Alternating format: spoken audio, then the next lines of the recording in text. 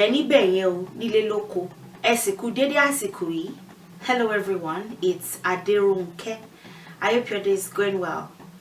Today I'd like to start a series on Yoruba language lessons for beginners. What every beginner should know, where every beginner should start. I'm not going to be teaching alphabets today specifically because to say, well, Yoruba language for for beginners and start with alphabets would be a great disservice to our ancestors who lived pre the 1800s. This writing system that we use, the current one, is the one that Ajayi Crowther came up with. And Ajayi Crowther spent most of his teenage years and his youth outside Nigeria. He had a lot of British influences and all that. So when I start the next lesson, which would be on alphabets more specifically, you would see what I mean. I will go into that more. But to start with alphabets would be quite wrong, because the Yoruba language is not only verbal, it can be nasal. Actually, the Yoruba language is vocal and non-vocal. It can be vocal if you want to express yourself vocally, and it can be non-vocal. For the vocal communication, it can be nasal and it can be verbal. So if I say "e káàárọ̀," you know, that's verbal. If I say when someone says something, or I say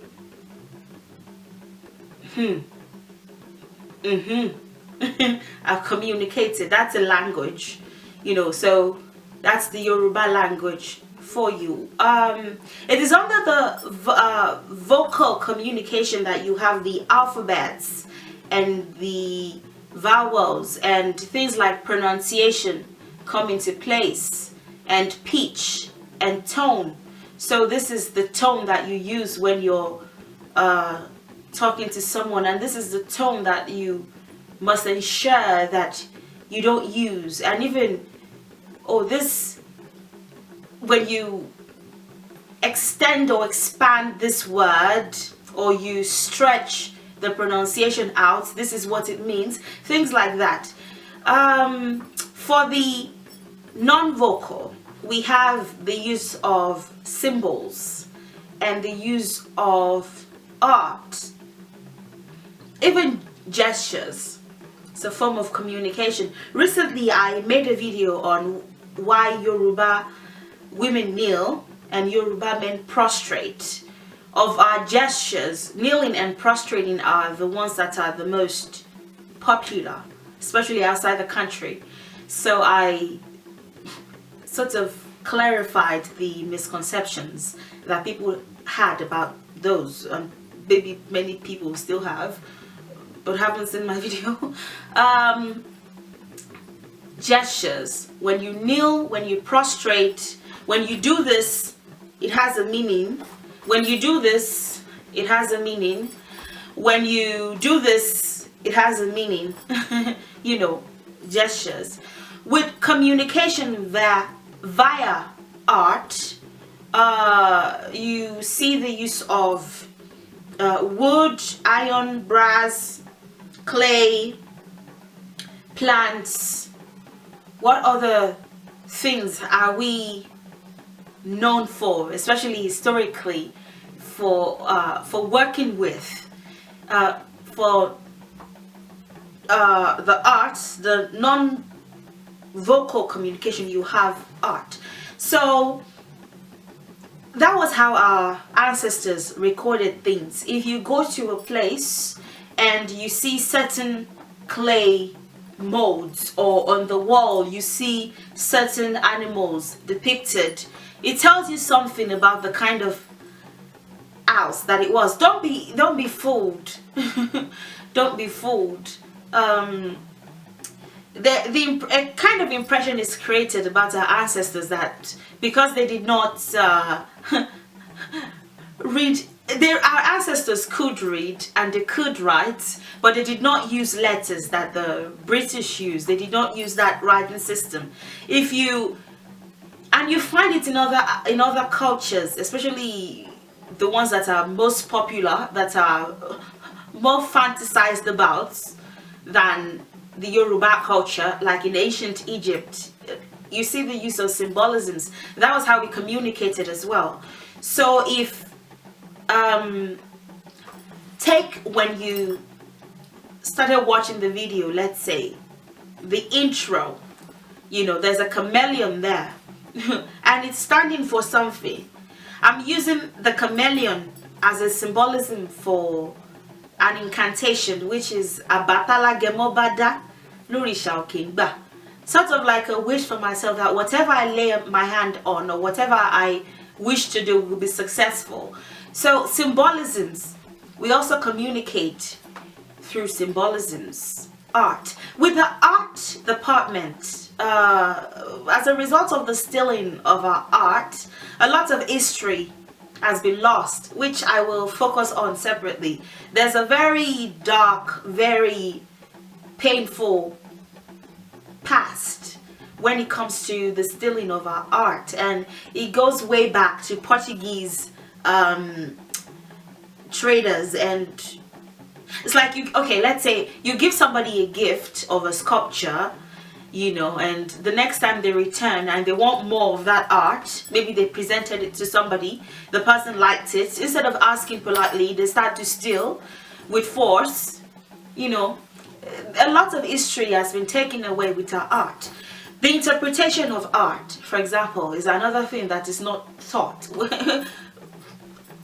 in schools and thought of, you know, when you think of Yoruba communication. If you see a woman kneeling, let's say, it's a kind of language. It's a fertility posture. When you see a sculpture of a woman kneeling, if she's carrying a bowl, it has a different meaning whether or not it's covered. So if it's covered, it has a meaning. If it's not covered, it has a meaning. If there's an art of a woman grabbing her breasts, let's say, it's a symbol for motherhood. You know, it could also say fertility as well. It has a meaning. If you see a sculpture like the one that you see in my intro, if you see a sculpture of a woman with rather large hairs, that could be a sculpture of Oshun or another water deity. And Oshun, with Oshun, she's called Laketi, which means the one whose hairs are attentive. So the a regular European might, or I suppose any other continent, might interpret that and say, well, that's an ugly sculpture, but it's a depiction of something.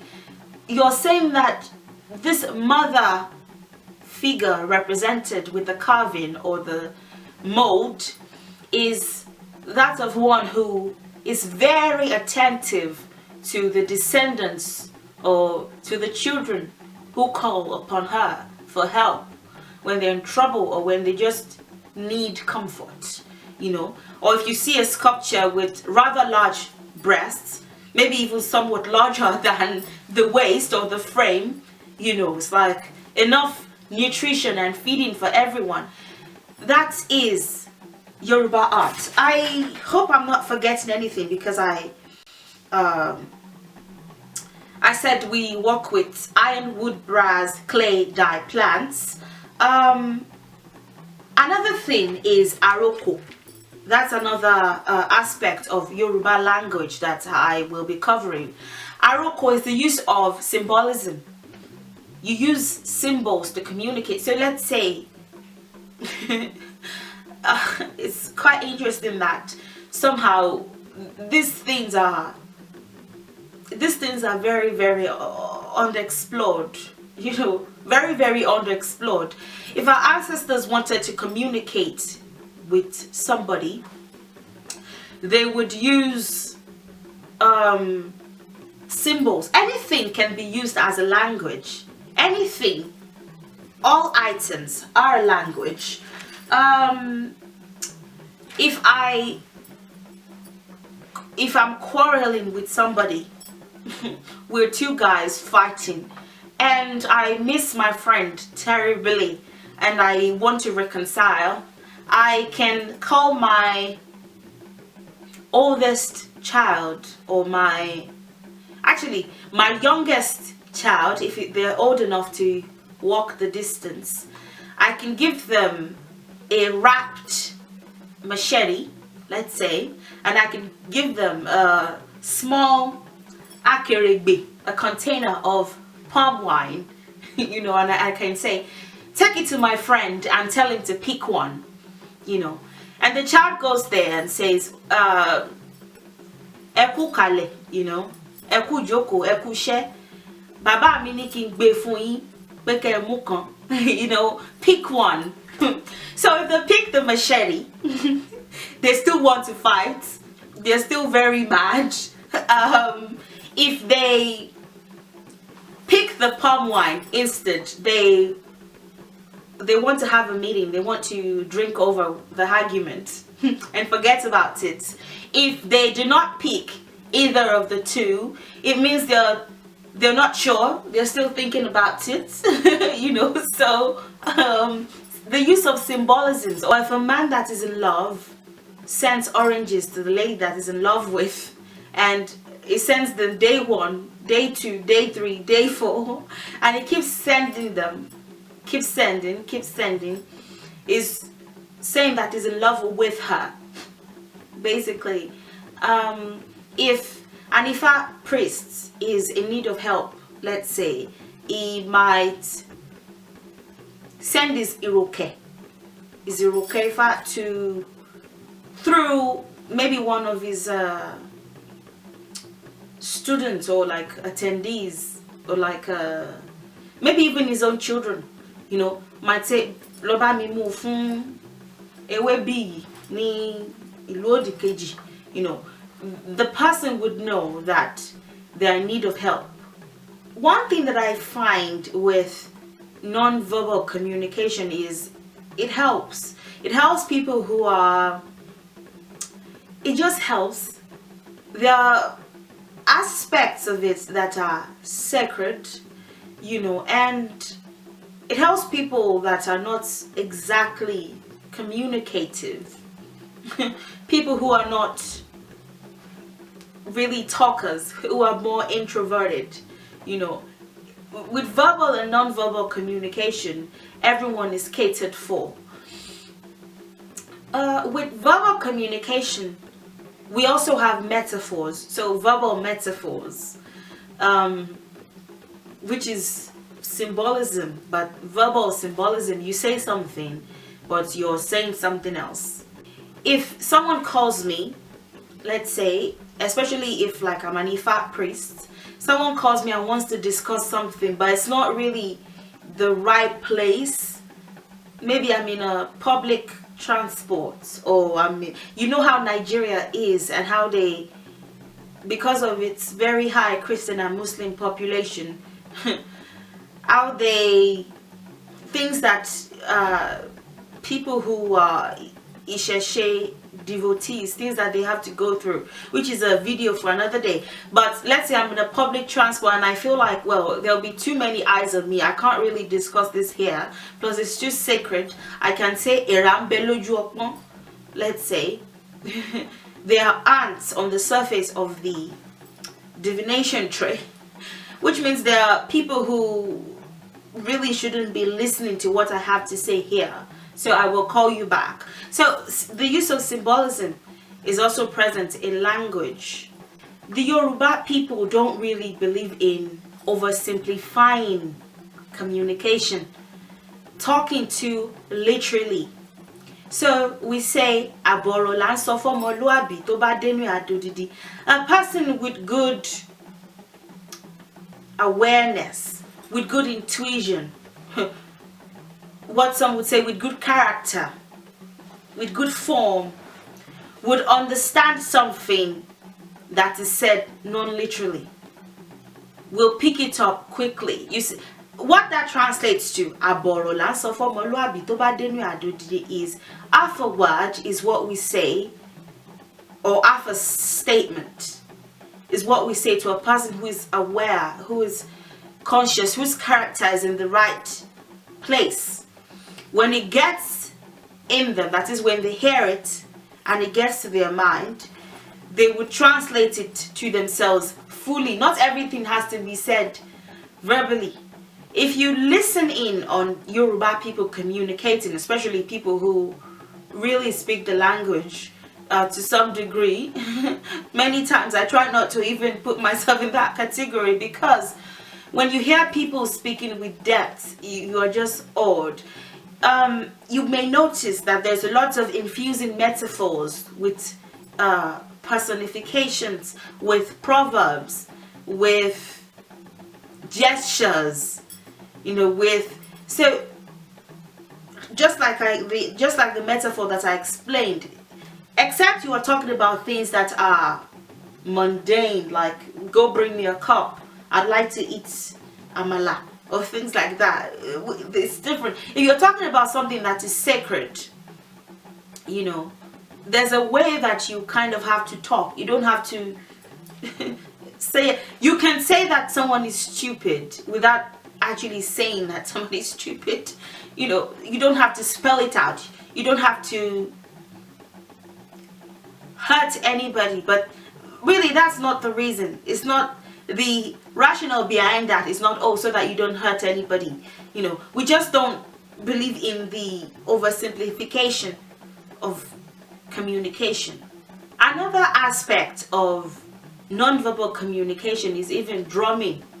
You can communicate. That is why we have the gong gong.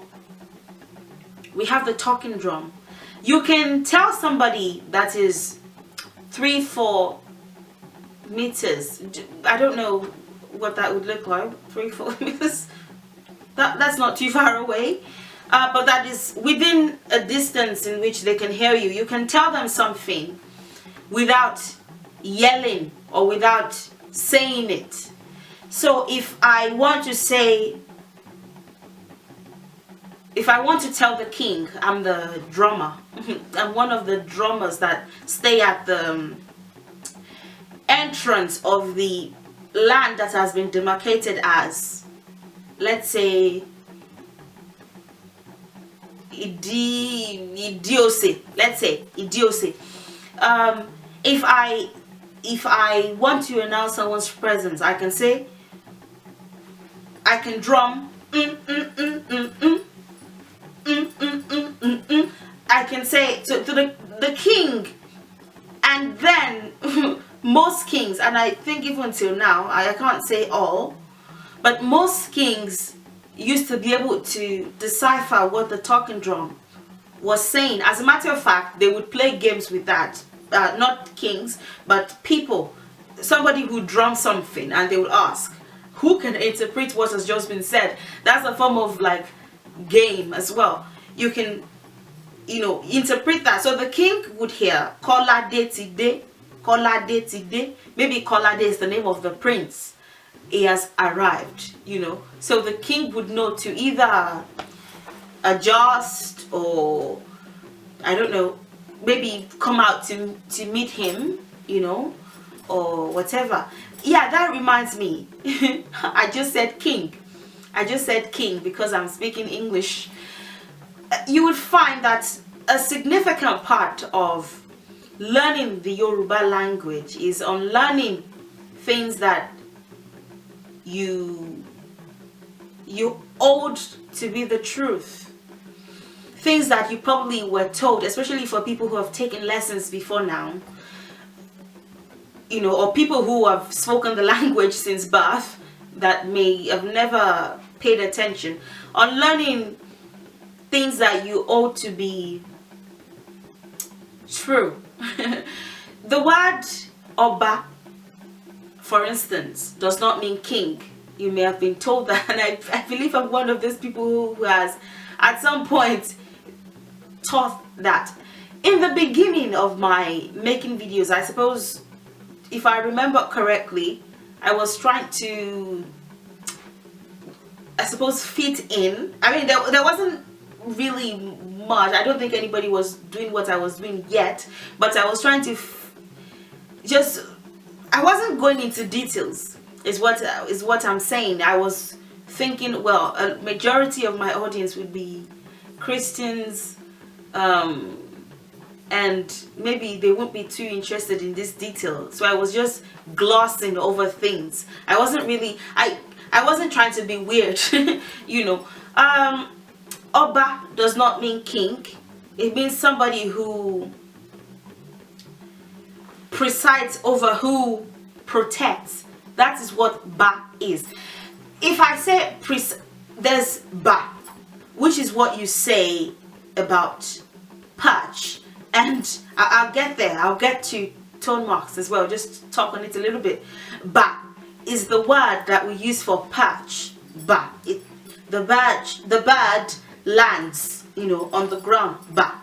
For Ba, it suggests that you are already on a flat surface, already on the ground, but you are presiding over like a protective type way, like the way that a hen does with her chicks, Ba, in sort of a protective form, or the way that a cat does, where they take this, like the hunting pose, if you will, for cats, like where they just lie on the ground slowly in such a, you know, they can even do it rather coquettishly, just in that form. Yes, that is Ba.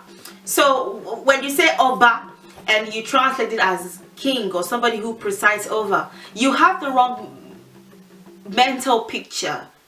You have the picture of an authoritarian, or of like a monarch in this sort of British way. You know, Oba is not necessarily king or queen. It can be anybody. It can be anybody, you know. So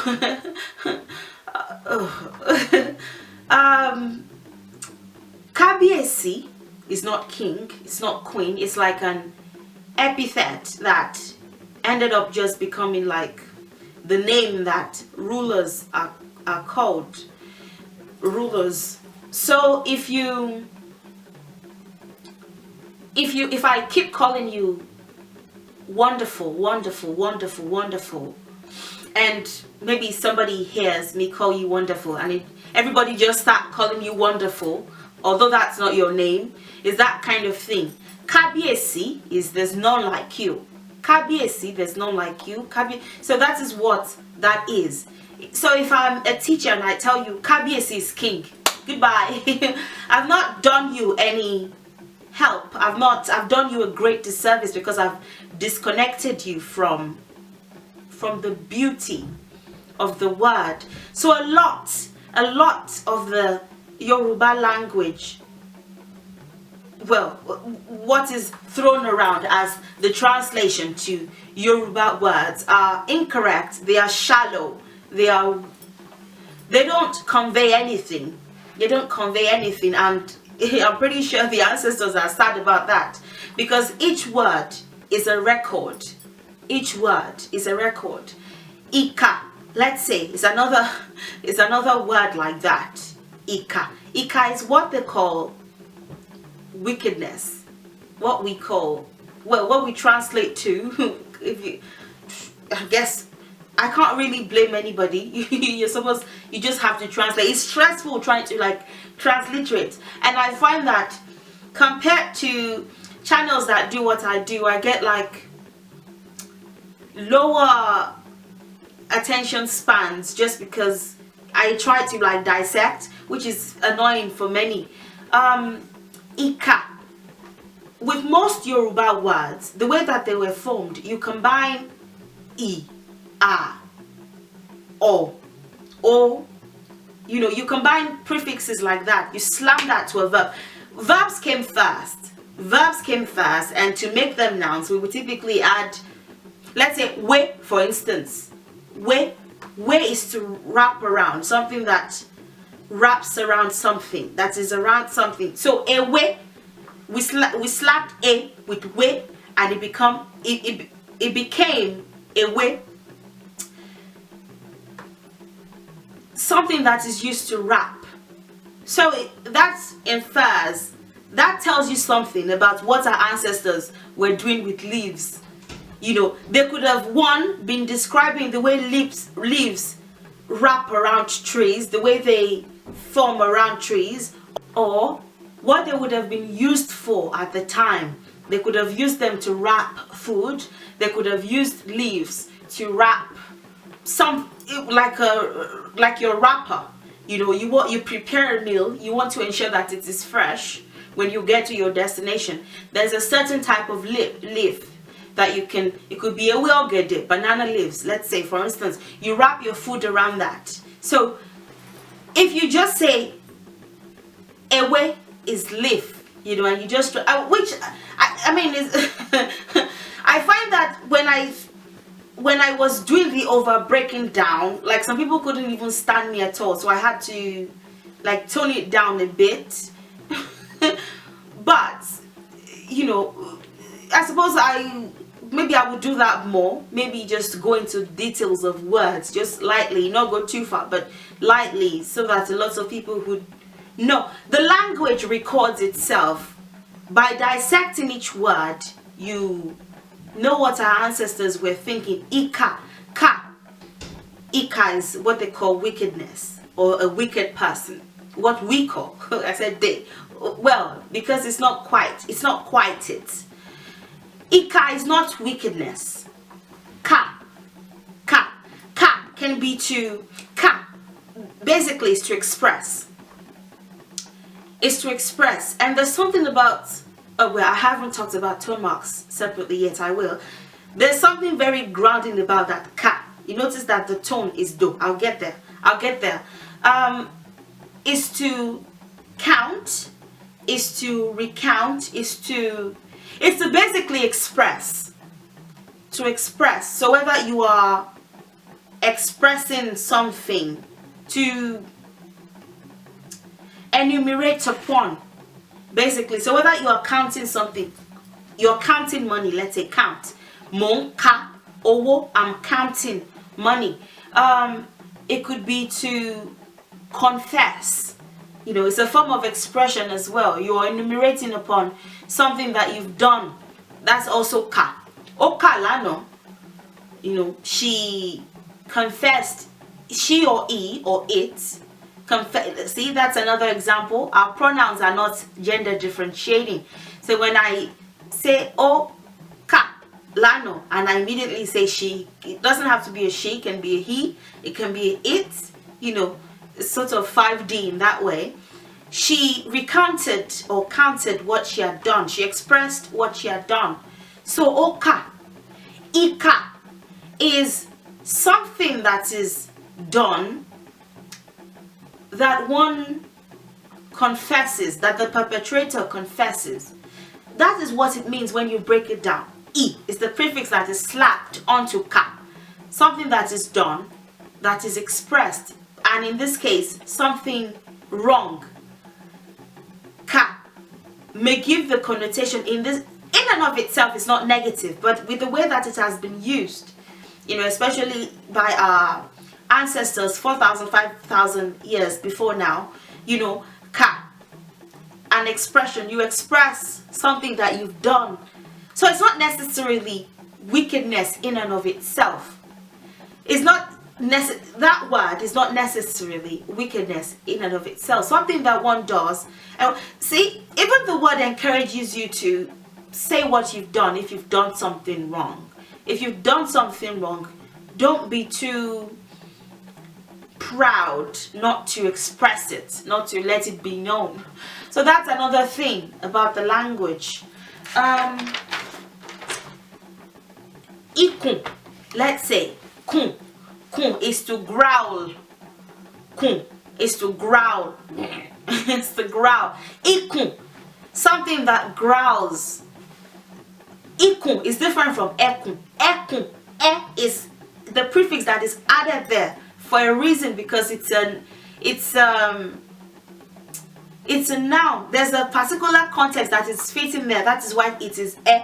E can be, well, ekun. Anyway, it's a tiger, and a tiger is named ekun because of that characteristic. They growl, they make that sound. Ikun is what we call the stomach, because the stomach also makes that sound when you're hungry. So our ancestors did a lot of walking. You know, you walk to the farm, you walk back. They were a lot more fit than most of us tend to be now. You see a lot of pregnant Yoruba men with their big bellies. I'm not throwing shade, I apologize, but it's true.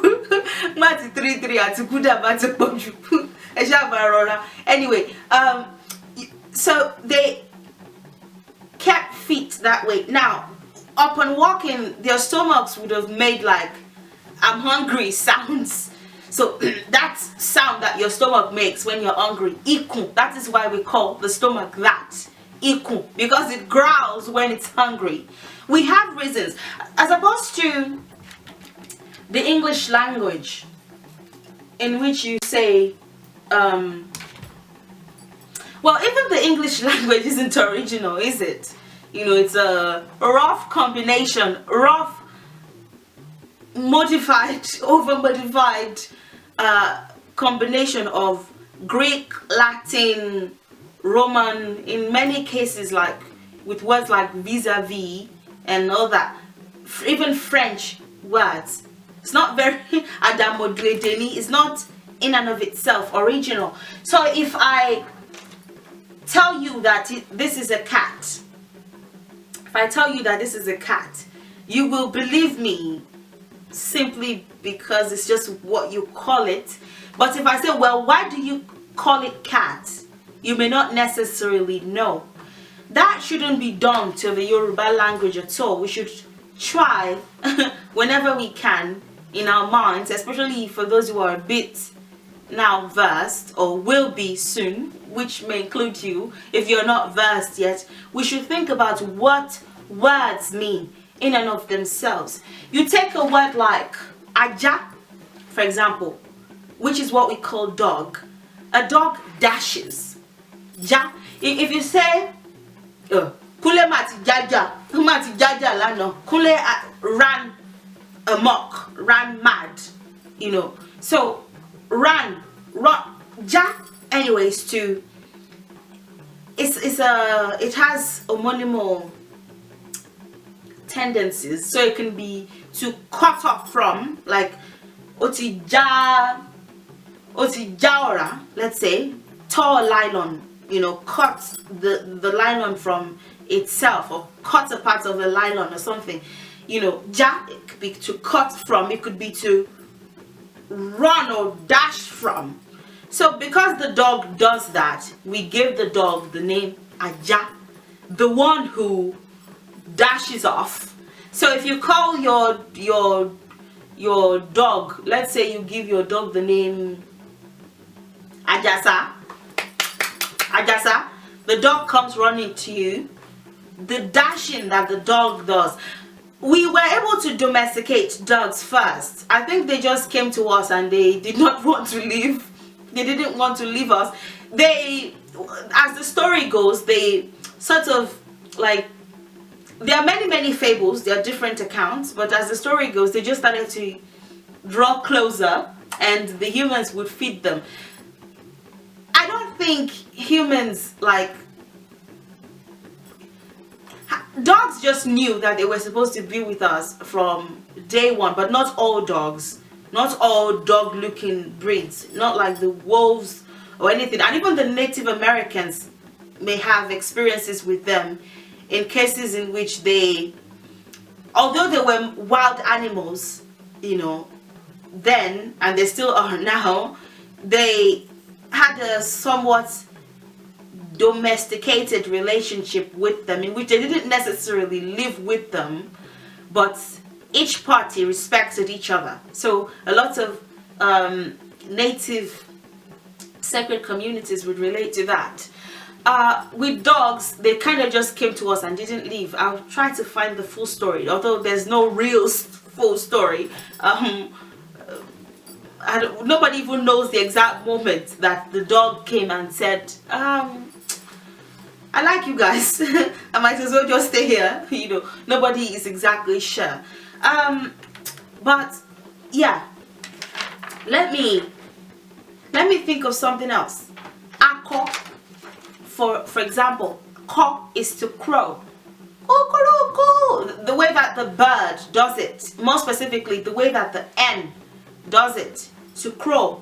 So ako, which is what is often translated to pride, is not pride in and of itself. It's just expression in the sort of making yourself known way. I suppose you could say that is pride as well, you know, but it doesn't come with that negative connotation in and of itself.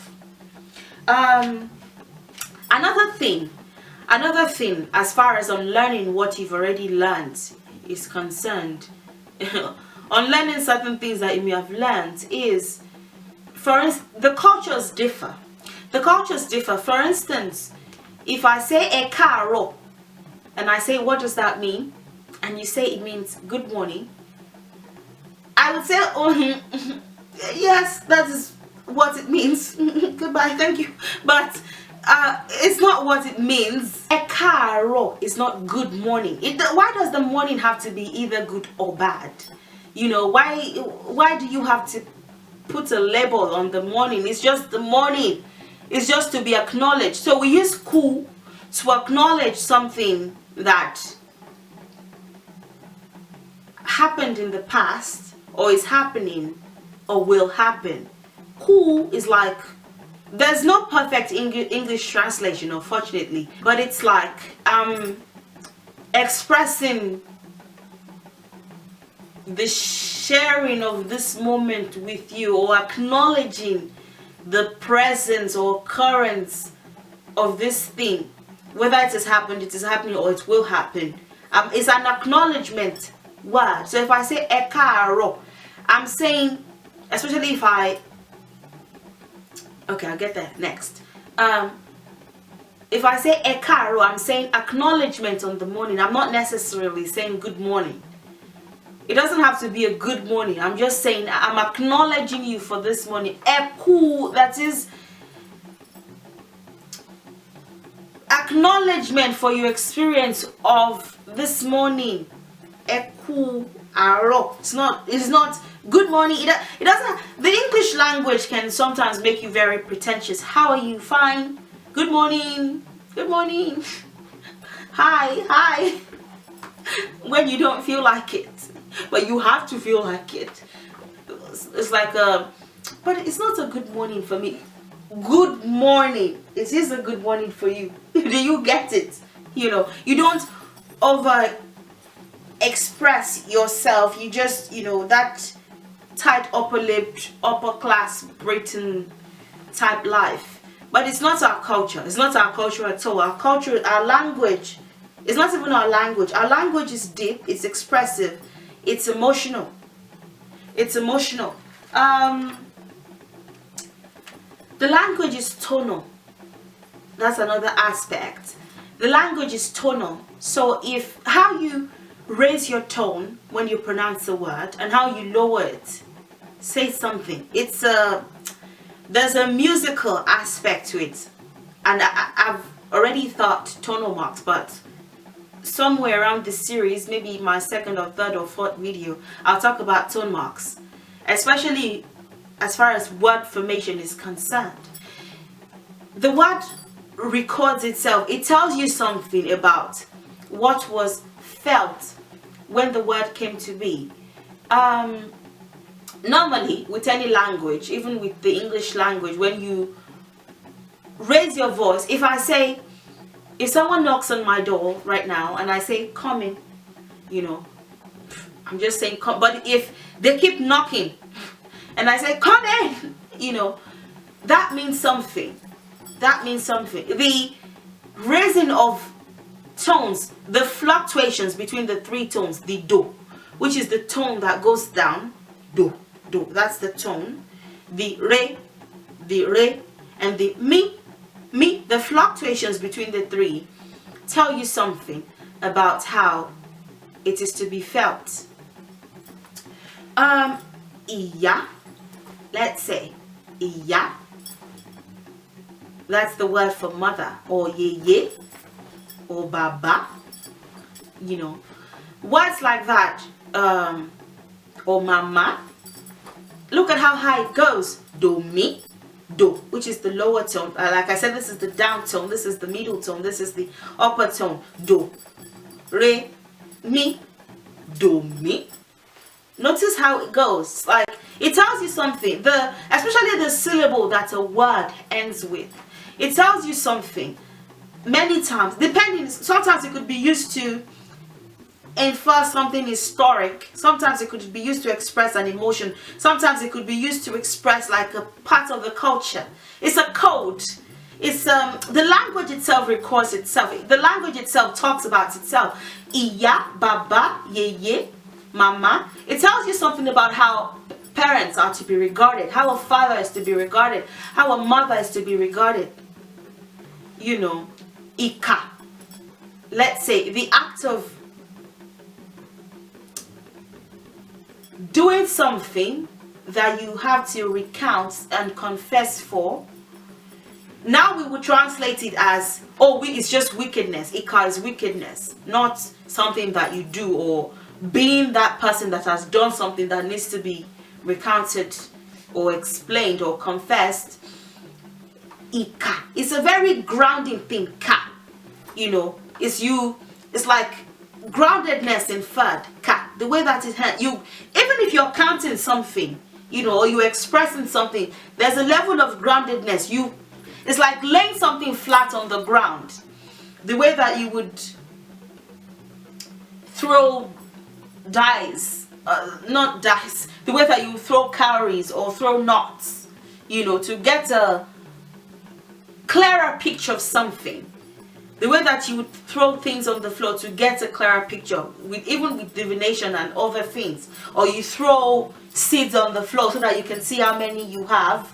You know, to expatiate upon, to enumerate upon, to say something. It does, you know, like I said, in and of itself is not a negative word. To say something bad that you've done. So it's a grounding thing. It's a grounding thing. Raw is the word for fall. I'll get into this full time. I don't want to make this video too long. Raw is the word for fall. Let's say the rain is falling. You say ojong ro. Raw is to fall. Raw. It ends with the do. Well, it's just a one syllable word. Raw. Do. So the rain, when the rain falls, it faces the down direction. It falls. The rain falls. Do. Raw. Another one, let me see if I can, because I did a bit of scribbling before. I knew that I was going to go way, of course. So I was like, let me scribble something. Be is another one. Be is to carry. To carry. You know, be, me, you lift something up. When you lift it up, obey, you carried it. Be.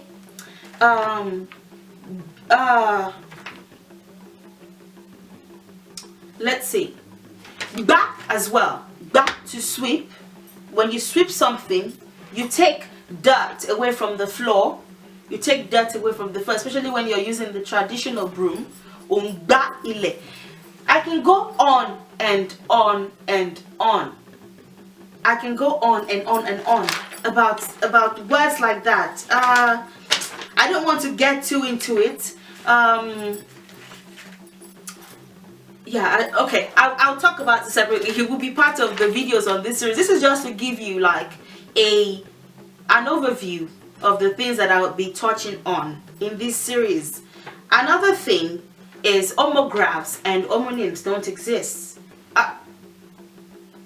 We have homonyms, homographs and homophones. I apologize. Homographs and homophones don't exist. Homographs are words that you write a certain way but could have multiple meanings. Homophones are words that You write the same way, but like the way that you write minute, but it can be pronounced minute or minute, you know, but it's written the same way. We don't really have that. If a word is written one way, I've explained this in detail in a separate video, so I don't really want to over teach or reteach. I'll just link the video somewhere so that you can watch it. Another thing is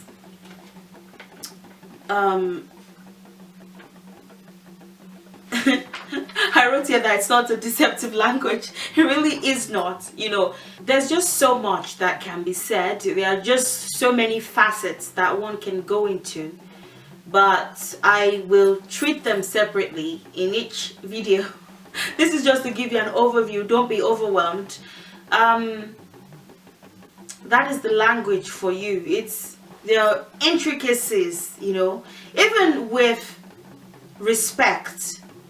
You know, the language is not gender differentiating or anything, the way that you find other languages, he or she, and you have to, we don't have that problem. We don't have to put her or him in our bios just because you could be talking about your pen and you could be talking about your wife or your sister, and you still would be using the same pronouns, you know, for them. It's a grounding thing. You have to understand the culture to understand the rationale behind certain things. We like to stay grounded, you know, in many ways. So we don't differentiate, we instead identify with our words. I'll go into all of these things in the respective videos, but I hope at this time you're not overwhelmed. You now have a clue as to what kind of language you're dealing with. It's not just ABDAFE GIGB. Have a nice day. You know, there's always more. There's always more. You know, when we take it from the history, then how that is applied to spirituality and the culture and the just general societal beliefs about that thing. When you take it one by one, you could talk about one word for 3 days and not get tired, just because there's so much that has happened with that word. It's a very rich, very deep culture. To learn it, you require a certain level of patience that many don't have. So if you're still watching until this point, I thank you, and I appreciate your good attention span. But I'll let you go now. Thank you very much. If you have any questions in the meantime, don't hesitate to ask. I will be delighted to answer. Thank you for your time. Thank you for your support. Please subscribe to my channel if you haven't, especially if you intend to, I suppose, just learn more. Please subscribe to my channel and watch my videos when they are released. And please continue to support me in the many ways that you do. Enjoy the rest of your day, and I'll see you in the next one.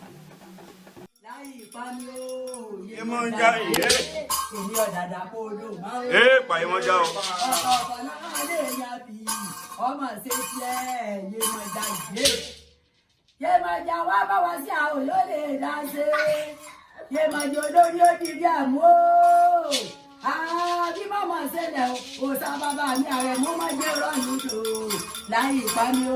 Yé mọ já iye. Ojú mi àtẹ̀yìn ó di o. Jẹ́ ilé jẹ́ lódò o sá bàbá mi ààrẹ mú ojú mi yọ. Ọ̀tẹ̀yìn ó di o. Yé mọ já iye. Ojú mi àtẹ̀yìn ó di o. Jẹ́ ilé jẹ́ lódò o sá bàbá mi ààrẹ mú ojú mi yọ. Ọ̀tẹ̀yìn ó di o. Yé mọ já iye.